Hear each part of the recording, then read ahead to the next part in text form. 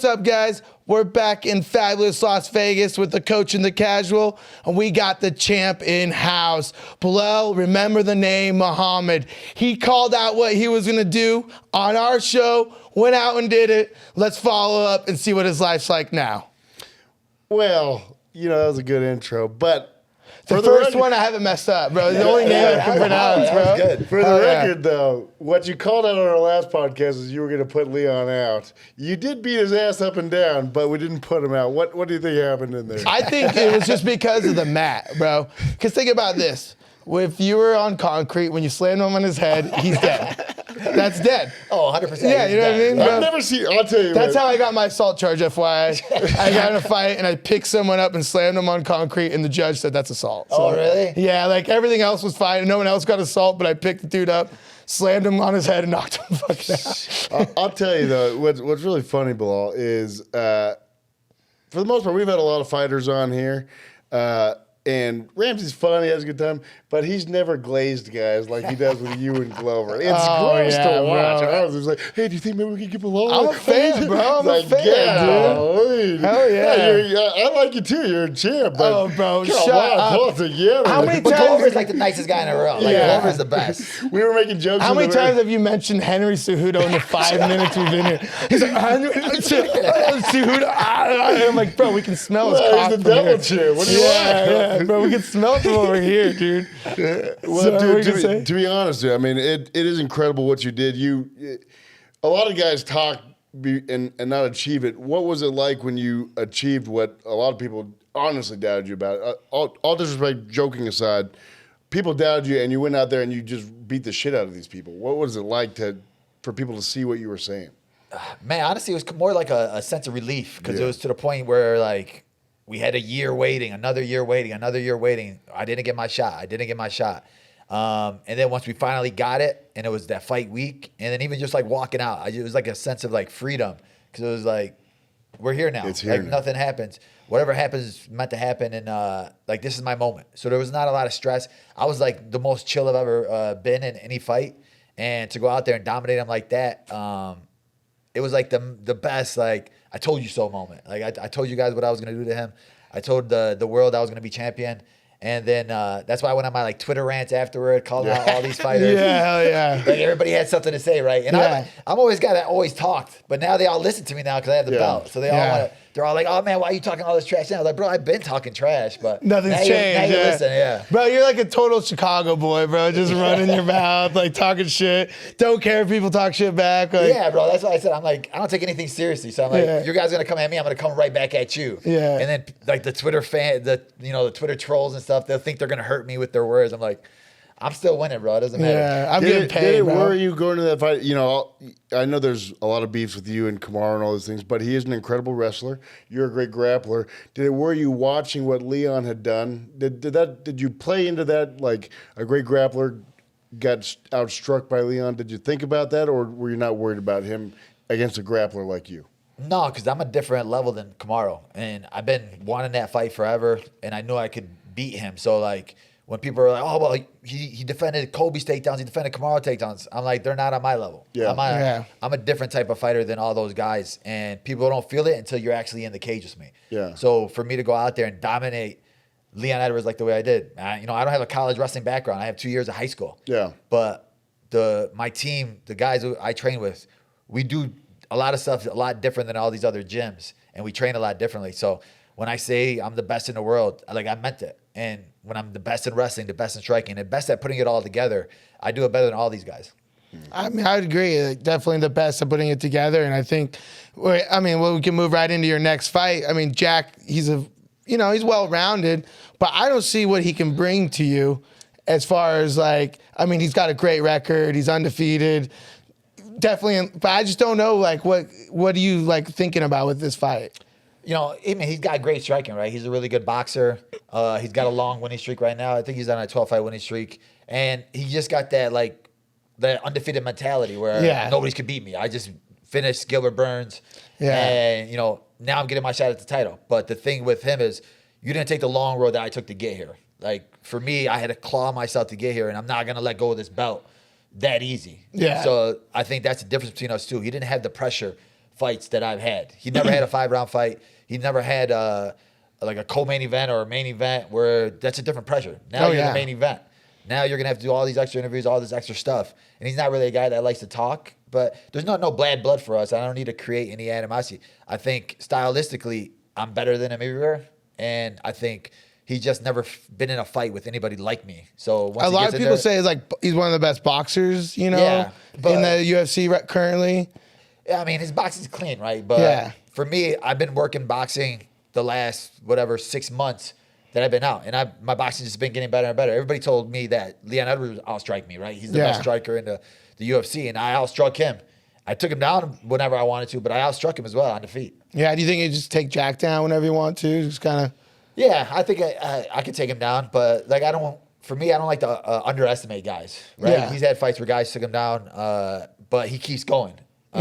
He even that last fight with Gilbert Burns, I thought he was losing up until that last 30 seconds. So it tells me he has heart, and you know, he's never going to give up or quit on himself, even if he gets taken down. So I got to be ready to go a hard pace and be ready for him to match it. Yeah, and he'll throw power. That's the thing, is he does have that clean boxing, and he'll rip shots on you, Yeah, 100%. I think he just gets a lot of guys because he pressures them. Yeah. But the difference is when you're going against another pressure fighter that gives more pressure than you, then you're going to have to back up. Yeah. And then you can't really box going backwards. And then you have the wrestling, so that helps with it's giving him pressure to think about, right? Yeah. Compared to he's not really going to shoot on you. I mean, he might, but yeah, I mean, I wish. Yeah, I don't see him shooting. I just see him boxing and trying to keep it up. I mean, he does have a little bit of tricky switch stance stuff. Are you concerned with that at all, or No, because the guys I train with Ignacio Balmundez and Yair Rodriguez, bro. Just even sparring with those guys. Yeah, he's the man. Yeah, dude. Just seeing him, the way he moves is just crazy, and I see that every day in the practice room. I saw you at Staples Center with him, huh? Somewhere you guys were getting jerseys from the Lakers or something. Yeah, it was dope. We were there for that UFC fight. Yeah, he's here with me now. We're here cornering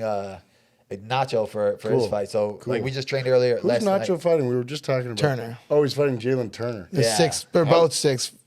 How tall is 6'3", both 6'3". Yeah, it's so 6'3". Jalen's so lanky.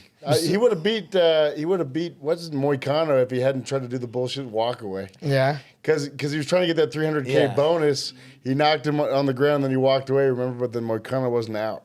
Yeah, he still came back. No, he's tough. Even his last couple fights, he lost 2 of his last 3, but he had a close split decision with Hooker, and then a close fight with... And he put Bobby out. And almost finished Moicano. So he's had... He beat Uros, he's had those too. tough fights. Yeah. He beat Uros in a pretty good little battle, Yeah, but I don't think he's never fought any striker like Ignacio. That's when I say it, I mean it. Nacho's striking, he's so elusive and it's different. He's been kickboxing since he was 4 years old. So when you're picking your team, are you picking your team, or you let your coaches? How does that process? You're okay, now I have to get ready for this Jack fight.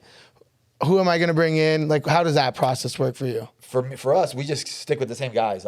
My training partners just mimic whoever I'm fighting. I got this 2 training partners, Horacio and Max. They've been with me for 12 years. And when I fought Wonder Boy, they were Wonder Boy. Mm-hmm. Nacho was Maya when I fought Maya. Yeah. We have a small group of guys, but we all care about each other to the point where we're all watching whoever we're fighting. So if you're fighting somebody, we're all watching that person, and then we're all mimicking that person. Well, I see you travel a lot. Are you planning on traveling for this camp? Or? No, I do it all in Chicago. So for the most part, really? Team Khabib seems here. We'll go train with them for a couple weeks. Okay. 2 to 3 weeks, but that's the only team I'll go travel to train with. And then sometimes I've seen you with Nissick at Extreme. Oh yeah, I mean, anytime I'm in Vegas. Or with all these guys and stuff. So, but you're very my team. Yeah. Okay. So my team in Chicago, we're the ones that got us there. We're the ones that made it this far. And even we won the belt, it was a journey for all of us. Yeah. Not just myself. Yeah. Is you guys do you think you guys a really close family team kind of? Yeah, 100%. A lot of the guys we've been with in the team we had, it's been over 6-7 years for all the guys that I train with. There's not nobody that's this is a new guy or this guy. But we will rarely bring in somebody new. Yeah. If we need it, but we have all the styles at our gym. If we need a wrestler, we have a wrestler. If we need a striker, we got a striker. A grappler, we got a grappler. And I think strategically, we're so good at doing specific drills for specific fights. Yeah. That it doesn't really matter who we have. Yeah, you're ready. So- well, I was saying because we're talking to Glover, and I've always been part of Glover, and people love their team because they're like very close knit, like Pereira's team, and he was saying like Alex is very about like picking it.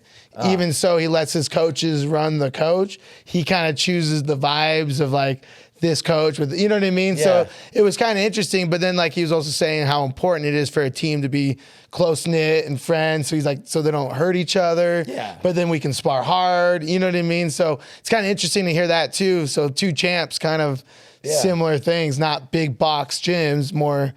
Yeah, I think that's like the new style, right? 'Cause especially with those big box gyms.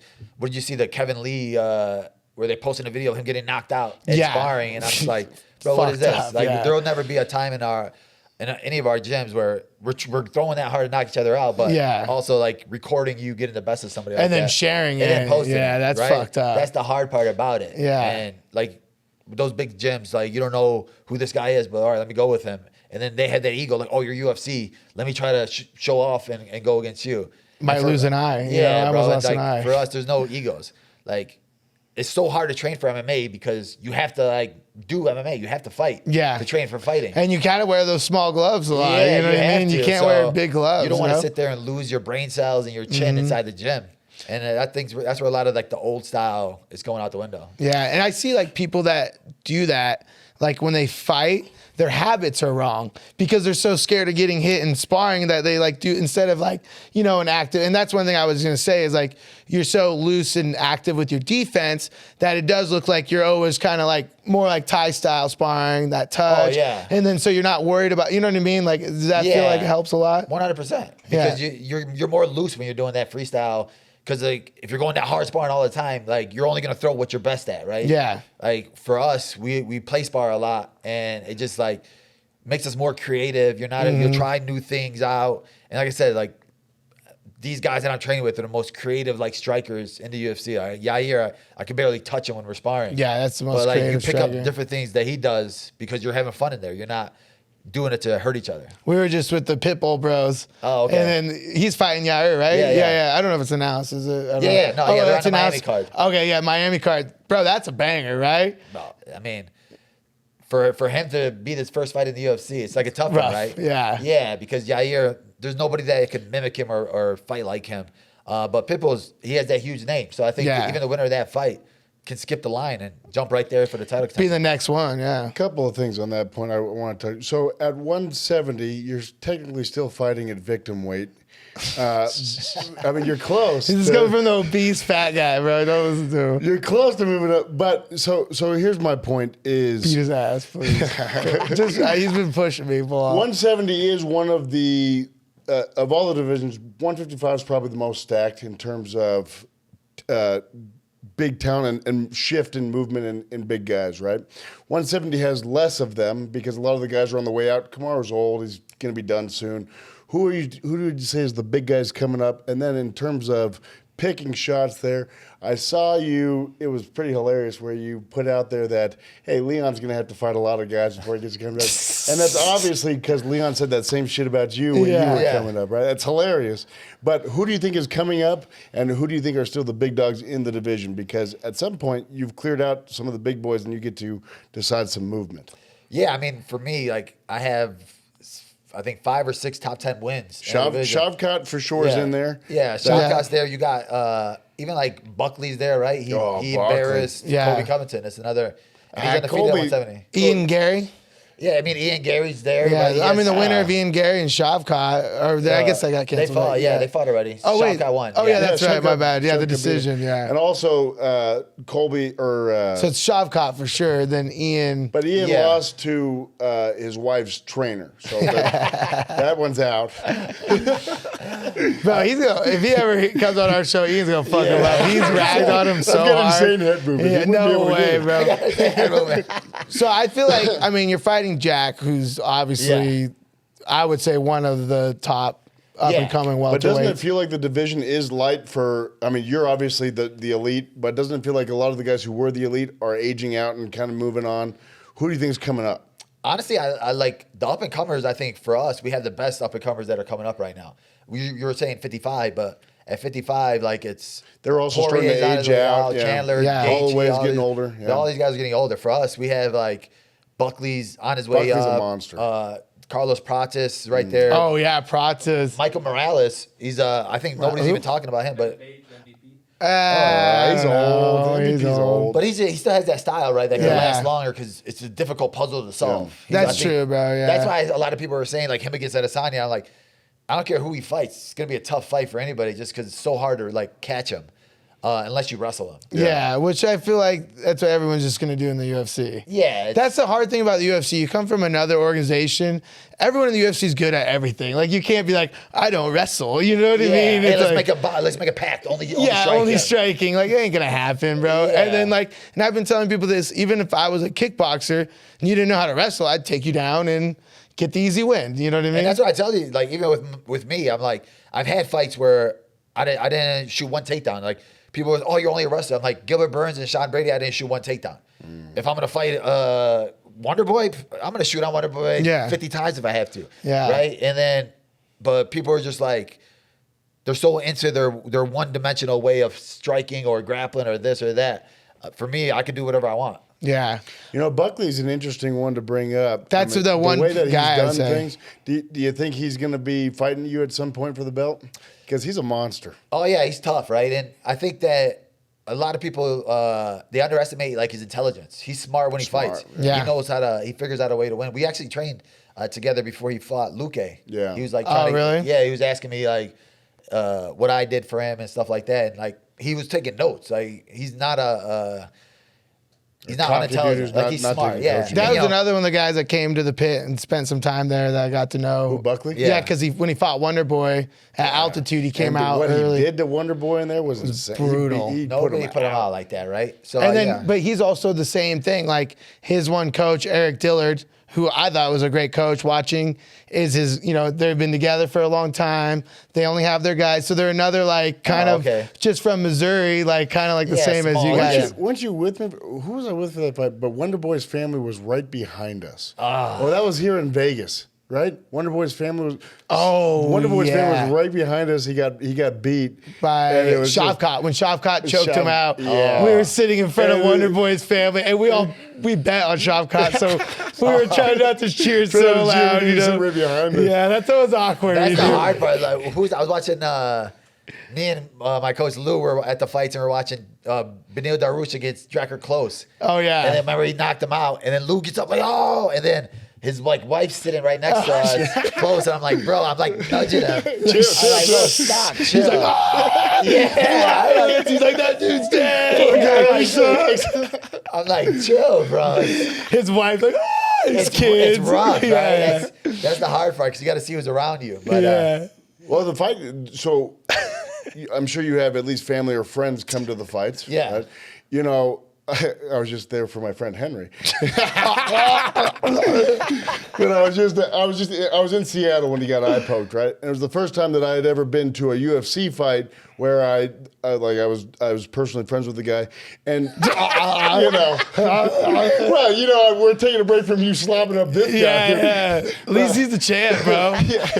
But the point was, I was sitting there and hearing people talk shit about Henry. I wanted to. It's hard to hear people talk shit about. And I'm sure your family, you're a divisive figure because your fights are so boring. I'm just playing, bro. But I'm sure. How does your family deal with it? I mean, you can push it out because you don't care people's words, but it's still. I mean, it's hard for them to hear about their family.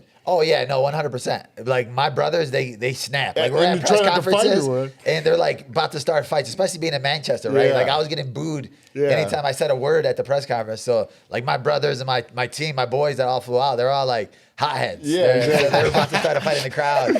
And then I'm like, bro, chill. Like we're gonna the fight. game, yeah. Like, You're like, after we won, I'm getting paid. it was over. Guys, yeah, we're getting paid. That's the hard part. The And then- booze are money, man. Bro, like Manchester was the worst. There's like little kids that were just like giving me the because you were fingers. fighting Leon in England. yeah, right? in Yeah, bro, Manchester. they were like Was cursing that at me the out. O2? No, O2 Arena? No, I think O2's in. Was that Manchester? That's England. And then That's Leon the- was saying about his sleep patterns being messed up. And I'm like, bro, you had to fly across the world, man. Bro, we were sitting there. It was like 8 p.m. And then they're like, well, we got to leave to the arena at like 3 a.m. Yeah. So we're just trying to like stay awake. and then we had a big Airbnb.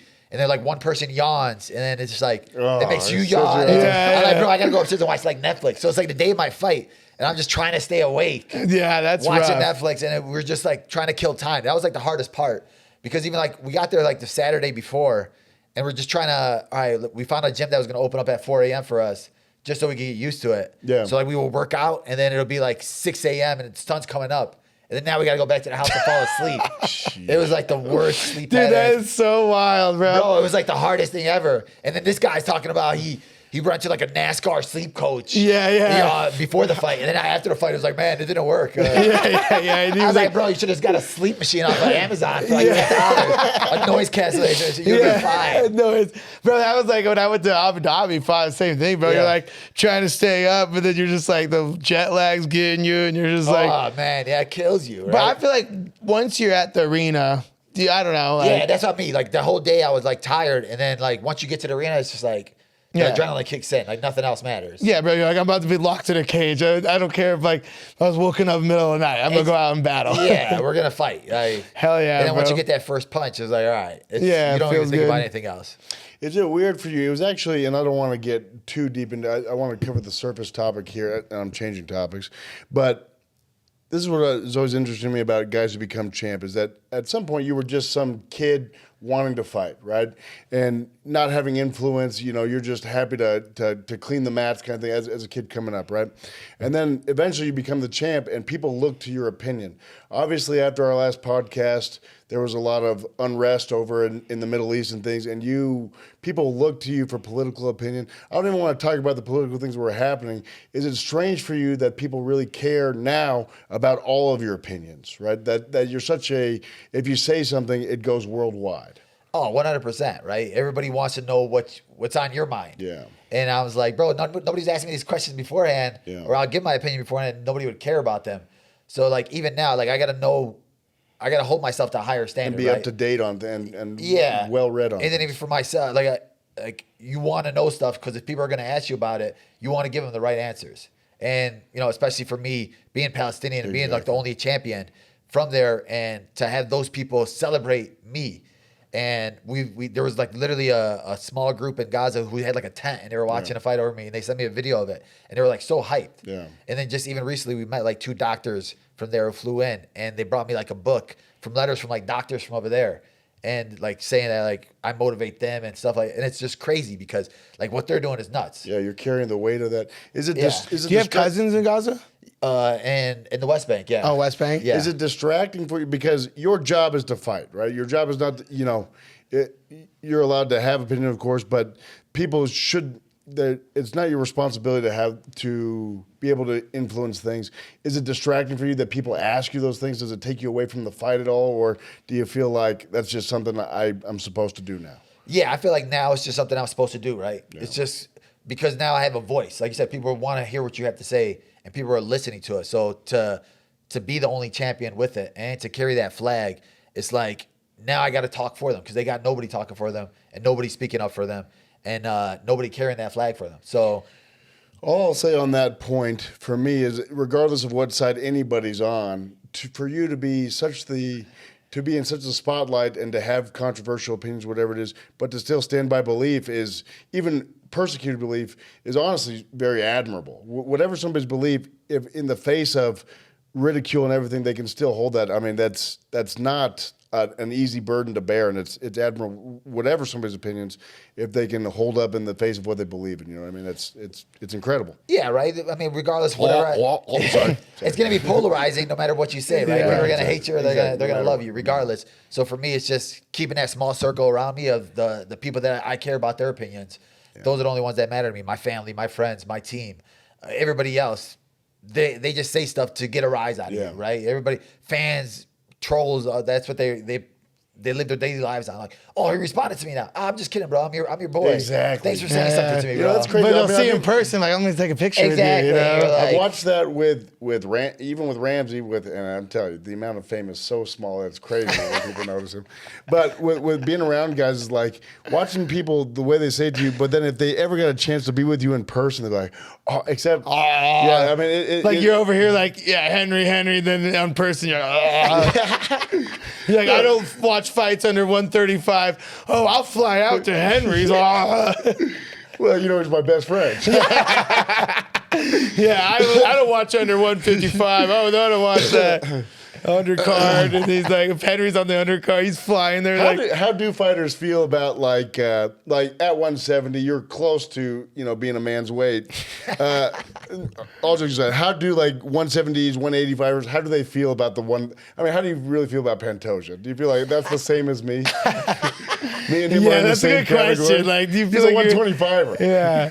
There's literally women that could fight in his class. Like, I mean, Pantoja will put it on you. Yeah. but less disrespectful in a question. That is kind of a good point because legitimately, you can fight any size human being. Yeah. And you'd be fine. You know what I mean? Like you're big enough, but like those guys are not. Pantoja You know? would have a problem with it, like a normal sized man. Yeah. Like bro, I didn't even think about like you could go fight an NFL guy and you'd beat his ass. Yeah, 100%. But Pantoja, it would be a different story. Like he might get him down and wear him good on his back eventually. Maybe pull his guard or something. Yeah. But he's going to get beat up. Like, you know what I mean? Take a couple hits. Yeah. Like, while you wouldn't take like, you know, like a dude or like Drickus or any of the other champs, like, it'd just be walk across and it'd be over. Oh, 100%. I mean, but it's like you're trying to get me to come at Pantoja, bro. Pantoja, I still like you, bro. Respect. Well, nothing but respect, but it's hard when they're little. I would say that. You're so small. Yeah. So small, bro. Like I went to the extreme versus Kayla Harris is gonna be a problem. Yeah, I went to the extreme under 40 or the 55 under practice. You know. Yeah. I felt like a champ, bro. They're all so small, bro. No one can touch me. I was like jabbing them. One other guy that was not supposed to be there was there, and he's like, "Me and you." I'm like, "No, we're the little guys." That's funny. Dude. Yeah. What do you think about? I mean, the 170 at different times has been. I mean, you've had some of the biggest stars. Do you feel like you've gotten better time? I mean, think of some of the biggest talking stars. I mean, Masvidal, great. I mean, he pieced up Leon back there. Ben Askren, one of the biggest talkers in the game. Do you ever? Come on, the biggest welterweight. Yeah, GSP, you're not going to bring him up? Yeah, but he wasn't a talker. He's like, I'm not impressed with your performance. Yeah, but like he was like world famous, bro. My point I'm trying to ask is, do you ever anything. feel driven to talk more shit because of your championship belt? Do you ever try and sell a fight, or do you feel like it sold itself? No, it just depends, right? Because if your it's dance Leon, partner is, if it's Leon, there's gonna get something back out of him. So, and then we had bad blood. Like with JDM, it's like hard because he doesn't really talk. So it's like if I'm coming at him and like making fun of him, it's like, it's not gonna, you look like the bad guy, and then it's just like fake because it's not authentic. Yeah. Then you become his best friend Henry, and then you'll be cringe. Yeah, bro. Yeah, what the fuck was that? Are you talking about fortune cookie? I'm like, that's so cringe. I just want to say, are you referring to the highest selling fight night in UFC history? Yeah, I do remember that. Oh, okay, yeah. all right. I do remember the fortune cookie. That's like being the highest fight night sale. It's like the smartest in the room or something. Smartest dumb guy. You can't smartest dumb guy in the room. Yeah, we're not allowed to use the R word on YouTube. Yeah, we got to delete that. Yeah, delete that. But yeah, dude, honestly, it's you are one of the more fun champions to watch in the build up to the fight for sure, at least. What I want to get into though, okay, now we're talking about more of Kyle's man crushes. His biggest man crush is Drickus du Plessis. Oh my god! I want to get into this, bro. Because he knows Drickus kisses guys in the lips. So. That's right. He went to South Africa, I think specifically for that, bro. Did you kiss any dudes when you were there? Like, just it's a sign of companionship over there. No, like sincerely, bro. I feel like you did. Kissing any dudes? No, not yet. Not yet.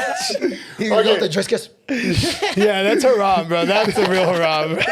Well, the question is, you obviously can't move up to 85, and you can't go down to 55 because that's your boy. So Why can't I go up to 85? Oh, Drickus beat the shit out of him. Dude, Look at Drickus will literally trip over his own feet to try to like hit me. When I watch him fight, your knee. When I watch him fight, I'm looking at this guy like, bro, honestly, it's embarrassing for the 85ers to have that guy as a champion. And he wins a lot of his fights because he just like figures out a way. Like, you're not going to figure out a way against me. Yeah, that's a championship mentality. I said this to somebody earlier. I've heard that on paper, Drickus should lose, but he never learned how to read. I But you gotta He's gonna admit, beat your ass, bro. Yeah, Jake, He was He's gonna too beat- busy kissing his freaking teacher. Yeah. you gotta admit the 180. The thing is no joke. The jump from 170 to 185 is because those guys are cutting from 220. I mean, Paulo, Sean, Drickus, they're all cutting from 220. That's when you're walking around. What's your walk around? 220. Get the hell! Why would you even Swear? say that? Nah. Yeah, that's 20 pounds. That's 20 pounds of dome right there. Yeah. You got a But big like, head. it doesn't matter when you're weighing at 185. You're not gonna get back up to 220. Well, but they probably get up to 215, dude. But 215 is fine, right? They're gonna be slower than me, and strength wise, I'm gonna be stronger than probably like 80% of the 185 pounders. I don't You really know. think you get Drickus? No. Oh, 100%. If He you're has talking to- about he has to say that. Yeah. Bro, Drickus sucks. I'm not lying when I say it, bro. Bro, I 100% I'm like trying to figure out watched. a way that he would beat me. And it's Yeah. like, he's going to throw a big looping punch, trip over his own feet. I'm going to push him. It's And then he's gonna fall mind-boggling, down. bro. I don't It wanna doesn't go make I sense. don't want to be too crazy, but I do think that Drickus would probably beat John at this point. John Jones? Tom Aspinall. I do think he would knock out Tom. Drickus is an animal, right? Bro, he loves Drickus. Oh, my God. Yeah, he does. He really does love him. No, but like legitimately, it doesn't make sense. No, yeah. I mean, but when you're looking at the guys he fought stylistically, right? He hasn't fought a guy who trying to take him down yet. It's all been strikers. Like Yeah. even his last two, Yeah. it's Adesanya and Strickland. What about his judo? They both fight the same. Bro, like you see him. Who did he try to like lateral? He tried to lateral drop Tavares and threw him on top of his head. Mount, And I'm like, bro, mounted what am I himself. watching right now? And then like when he fought Brunson was killing him the first couple rounds. Yeah. And then he just gassed. But, Yeah. like that's why I think Chimaev's gonna walk through No, him. Hamzat, I know that's your boy, but Hamzat has got some of the worst cardio in the entire company. You don't need cardio if you finish a guy in 2 minutes. But Drickus isn't going to get finished. He's got an iron chin and an iron will. Right? Yeah, bro. That's actually like one I Hamzat's have to got one of say. the worst cardios in the I game. do agree with him is because his cardio is so bad, but bro. we've seen him get taken down by Brunson. We've seen him get taken down by Whitaker. Yeah. Like he's gotten taken down by guys so easily. Who did he get And he got gassed? taken down by himself. He's got taken by himself. He literally. took himself Who down. did he get? Hamzat got gassed. He was supposed to fight Diaz, and then he got switched all at the last minute. Usman, and then he gassed hard against Usman. Usman. I mean, it was, but like, you got to think back to that first round. And you got He had to line moments up of your, almost you got to line up finishing. your story. You said Usman sucks, and he gassed against Usman. No, I'm saying you got to think of the scenario, right? It was a change of opponent, and then that first round, he almost finished him a couple times, and I think he just like went so hard in the Shot first his load round. on that Shot one. his- And then also you're fighting in Abu Dhabi. It's just like it's Yeah. different over there when you're coming from a. But he's from over there. oh Yeah, yeah. I think you're a little bit of a homer over there. Yeah, that's I'm not even a home. I got Yeah. to train with him. I wanted to fight each other. You know, I think you got to get off these Caucasus Mountain Muslims, bro. You got to come back to American Muslims, all right, dude? Ramsey glazes you, I glaze Henry. Yeah, you let's glaze get off. Khabib. I'm done with these Caucasus Let's all stop Mountains. glazing everybody. Yeah, I'm for these hard ass American Muslims now. We're a little bit questionable about our faith, you know. Maybe not you, but at least Not me. Bilal. Not Bilal. But we get it, all right? We get it. We've been called terrorists our whole lives. It's different, bro. We're harder, you know. First of all, don't allow Ramsey to throw you together in a we with him because Yeah, right. you Yeah. are not the same He's we. like, man, we celebrate 9/11. We We go, are. Bro, yeah, all the time. You don't celebrate that? I've been pulled out of many planes in my life, bro, and searched many times. Here's a question. That's what I was saying, why I'm not allowed in Canada. Yeah. I was literally I was in college. We drove across, I was in Utah. I drove all the way to Washington to go see the Olympics because some kids I played like some sports with in college were on the Olympic teams. So we had all these tickets to go. Get to the border and the guy's like, hey, you come out of the car. And my friend driving's like, why? Like, what's he do? He's like, let me see your passport. Opens it up and he's like, what's this questionable country you've been to? I was like, that's Israel. That's the greatest ally. He's like, what about this one? I was like, that's Jordan, another American ally. And he's like, you're not. And then they did a whole background check. Found out I had an assault charge. It was kind of bullshit, assault charge. But they won't let me in Canada now. So, my question I want to switch to here, you guys are both represented by Ali, right? I've got a lot of respect for Ali, genuinely, right? For what he's been able to do. And what would you say on the manager side, because it's not talked about much, obviously you have to win the fights. But having a manager like Ali, how has he been able to propel you into places? Having people around you, who has helped your career aside from you just winning your fights is my question. Yeah, no, I mean, Ali's been huge, right? Even for him, when he looks at, he's not just a manager who just, answers the phone and says yes or no, right? He watches fights. He trains He's in himself. the corners. Yeah. He watches, right? He understands opponents. He'll give you ideas. Oh, I like this. Who do you have with you, or this or not? And he'll give you like game plan stuff. So, and like he does all the extra stuff for you that as fighters you don't want to do, right? Oh, paperwork, I don't want to deal with. He'll deal with all that extra stuff. Whenever it's fight week, whatever you need, I'm taking care of all of it. So he handles all the little stuff. And like I said, he's like a older brother to me, right? And he'll call you, check up on you randomly. Like I've had manager before where he's going to call you unless it's a fight. And you're always going to say yes. And you'll never have dinner with him. You never been to his house. You never met his family before. It's just different with Ali. It's my boy. He's a fun man. Yeah, both you guys and Ramsey. Has there been a transition for you as you've come into a championship role that you're now a mentor to people? Does it feel weird for you? Do you ever feel like I'm a 33-year-old man, Ramsey's like 52, right? Like we're older, and when people come and ask me advice, I'm like, oh, hold on. Well, we're the same age, right? How old are you? 35. Oh, no, I'm a year older. I'm 36. Oh. But do you ever still feel like, the kid who's still hungry trying to come up, and it feels weird to you when people ask you advice, or have you been able to make a mental switch? No, also, I made it mental. As I asked that question, I just realized that you're wearing Yu-Gi-Oh. No, bro, this is Junk LA. I never watched it, but everybody's That says Yu-Gi-Oh. everybody's coming at me. And this is a dark wizard. They're like, bro, you watch Yu-Gi-Oh? And like, I don't watch it, but they come out with new clothes every month, and they'll send it to me, and I'll just wear it. And I'm getting like so many, bro, you watch it, you're a beast. I asked you, you still feel like a young That's kid. the cartoon on your back? Yeah, I've never as seen you're it. wearing Yu-Gi-Oh. But anyway, answer the I'm question. sure Julian, like all the guys at my gym, they're always like talking about it. And I'm like, you guys don't watch cartoons, bro. You're grown-ass adults, bro. Go. But doesn't make it money. ever feel weird for you that people are now coming to you and asking for advice? No, like for me, I hold it as like a responsibility because when I came up, my coach Lou, who was like my high school coach, he was the one I followed his footsteps, and he like guided me into certain ways, like, oh, don't do this, you shouldn't get paid that type thing. So now like training with young guys like Ignacio, we've been training together forever, and he's only 27, 26 years old. Like I'm trying to guide him in certain ways. And even when I have younger fighters now, right?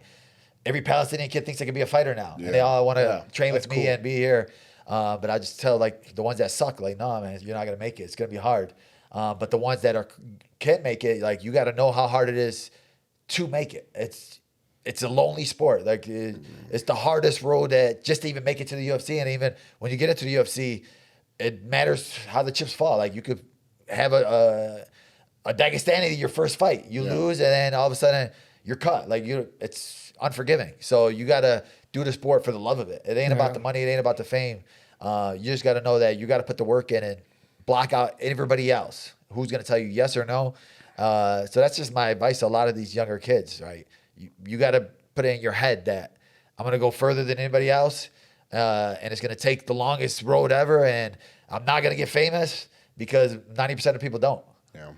Yeah. And I think one of the things is like a lot of people just don't realize the obsession, the time, the outworking, and it's just not like, I mean, like you like, oh, I got to go eat, I got to work out, I got to do this, and it's like everything in your whole life has to come after your training. And then when you do that, and then you see kids that aren't willing to do that, you're like, there's no chance. Yeah. Like, oh man, I'm sick, or my foot hurts, I'm not going to be able to get today, coach. And it's like, what? Or like I'll teach classes and I'll like show them a move.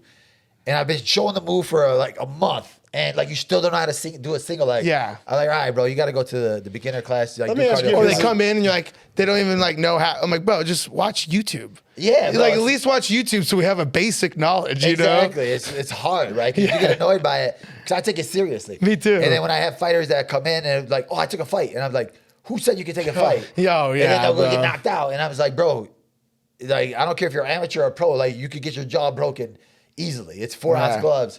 And, it's life or death no matter how good you are. Oh, bro, I mean, there's people that have been hit and never the same. Bro. It's a real people thing. just don't understand it. So that's like when I train and I coach, I'm just like, I do it seriously. Like I try to be like mean to these guys to show them that like it's not going to be, you're not going to have a easy road in the cage, right? Yeah. Once you get in there, it's like, it's all go. All systems go. I'm not going to be in there to help you. And anything can happen in there, man. Yeah. And you got to be ready for, all of it. Like you never know what's going to happen in there. And that's why it's fun and exciting, right? Yeah. Well, rewatching the Justin Gaethje against Max Holloway, right? Oh, yeah. He was winning that first round until the last 10 seconds. He gets his nose broken in the first round. And then you get your nose broken, like that changes it all. Then all of a sudden, in the last 1 second, you get knocked out cold. It's like all it takes is one wrong move. Yeah, wild, and you're done with. And like you could have the best camp of your life, and it don't matter. See that video that just popped up of like the other view of Gaethje down? Oh man, yeah, brutal. it's yeah, rough. But I love Gaethje's response. He was like, "Live or die by the sword." Great reminder, right? you know. And that's why people are like worried about how he's gonna come back after that knockout. But his mentality just seems different. He's just like, yeah. I mean, who do you think? I mean, we're not gonna get into that because this is gonna be released later. And we're getting to the close on the end of this time here. All I'll say, just on my end, all jokes aside, is like watching what you've done, watching somebody call a shot and then doing it is impressive. I mean, it more than impressive. It's inspiring, and also being having the backs of a certain group of people on you is an incredible thing, dude. So yeah, and I just want to say, bro, like, you know, coming up, you know, being Palestinian, I remember the pressure would just get to me, bro. So I'm hats off. Like, I want to know, like, how do you handle the pressure? Like, when you get these messages from people, like, you know, like I have literal cousins that are in Gaza and they're like, I wish I could do that. And I'm like, in my head, I was like, I have to win for that. And then, you know what I mean? Like, how do you handle that pressure? It's rough, right? It's hard because it's like, it's bigger than it's like a sport. And you're, for me, it's like, bro, I'm just doing this 25 minutes. And like these people over there, like, they don't know if they're going to live tomorrow. And like they're counting on me to be victorious for them. So that just motivates me to push harder in the gym. Like I got to push harder than I ever pushed. And I got to work harder than I ever worked. And I can't take any breaks. But what about like fight night? How do you get the noise out then? Fight nights, man, once I take a punch, I don't think about nothing else. You don't think about anything else? Yeah, my mentality fight night is just like, all right, we're here, block everything else out. I'm big with like writing notes to myself, just reading that all week, just blocking off the distractions. And not that it's a distraction, but it's a motivation for me. So I got to just put it in my head that I'm fighting for something bigger no matter what. And don't use it as pressure, use it as like privilege. That I do have the privilege to carry the flag. I do have the privilege to fight for them. And I do have the privilege to put on a performance for them. That's a great way to look at it, you know, and I think like a lot of people buckle under that pressure. I mean, it doesn't matter, like, you know, whether you're Palestinian or like someone from another place, when they're the one, like that Indian guy. Yeah. Bro. Damn, don't do it like that. Bro, that meme, I could sub Khabib, and I'm just like, bro, what? Like, why you bring up his name first? No, that was wild. And then he got knocked out. Like, Belal represents, you know, a couple million people. That Indian represented 1 billion. Yeah, that's a lot more pressure, maybe. That's probably true. That's a lot more pressure. Yeah, he buckled out the first 8 seconds. And they'll throw you in that river that they put all the shit and bodies in if you lose or whatever. Yeah, bro. That's. Well, here at the end, we'll just hate on India a little bit. Now let's get moving on. We're here at the end. Don't lie this time. Tell us how the Jack fight's going to go. You told us how the Leon fight was going to go. That wasn't even close. Yeah. But tell us how Jack fight's going to go. I'm going to go in there. I'm going to outbox Jack. I'm not going to shoot one takedown. And I'm going to show him the meaning of Canelo hands. I'm going to show the UFC fighters, the fans, that I'm the best boxer in the UFC, the best boxer in the welterweight division. Trust me. You guys want to tune in. Don't miss it. 25 minutes later, and unanimous decision, Belal Muhammad. All right, bro. Hey, we really appreciate you, man. You're the man. Thanks, guys, for tuning in. We'll catch you on the next one.